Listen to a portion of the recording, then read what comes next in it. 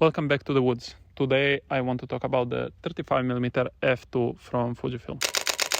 I just want to say that I don't own this lens, but I have used it for the past like 2 or 3 weeks, and I also used it about a year and a half ago for a bunch of portrait shoots and for a wedding. So I do have quite a bit of experience with the lens. This lens came out quite a long time ago. It came out in a set of lenses where Fujifilm was trying to create something that's a little bit more affordable than the 1.4 primes they had out already, and they came out with a 23, 35 and 50mm set of lenses, and they were all f2. And I think the 35mm f2 is probably the most popular of the set, just because it's the most standard focal length you can find. In terms of full frame, this is a 50mm field of vision. It's tight enough to do portraits, it's wide enough to get environmental shots, it basically can do most things. And that's basically why people love the 50mm focal length. It's small. A great thing about this lens is that it's small, it has great build quality. Both the focus ring and the aperture ring feel great. The aperture ring is clicked, which I prefer, especially with Fujifilm lenses. Even if it wasn't clicked, the aperture would still be stepping from stop to stop, so an unclicked aperture doesn't really make sense on Fujifilm lenses. And having a clicked aperture just gives you more security. When you set it to a specific f-stop, it won't change that easily.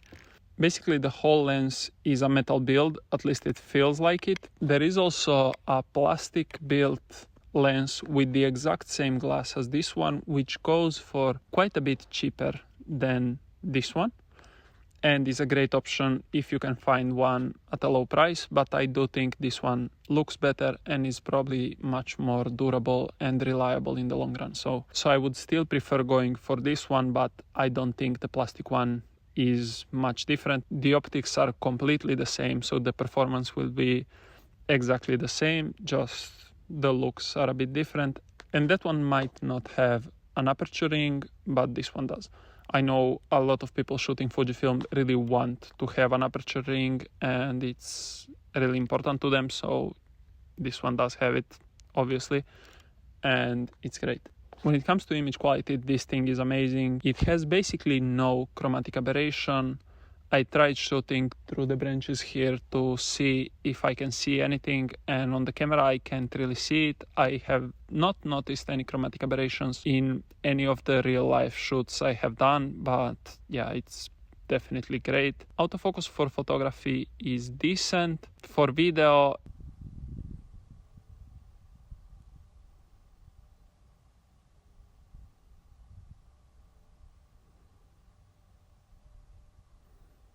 I was just testing with autofocus because I didn't actually use it in a while, and it's surprising me. I know this lens wasn't this good at autofocusing, so it might be the X-H2S, which is weird calling the X-H2S good at autofocusing, but anyways, autofocus seems better. It does hesitate sometimes before it catches focus, but I think I would trust it for a talking head like this and for some simple situations. So it even tracks me quite well, at least from what I can see on the screen. So yeah, that's autofocus with the 35mm f2. Back to the video. The autofocus is definitely reliable enough where you can use it for most things. I'm not sure about close focusing distance. Let me try it out. This is basically where I can focus, and this is, in my opinion, quite good. So close focusing distance is a win. And just how the lens looks on the XT bodies, it's another win for me because it really fits them. Fujifilm really designed this lens with a retro look to match their cameras, and you can really see that. This is an X-T4, by the way. Let's talk about the aperture. So f2 is not quite as fast as maybe an f1.4 lens, but it's good enough. In my opinion, it's much better than f2.8, which I'm used to on my Tamron 17-70 f2.8.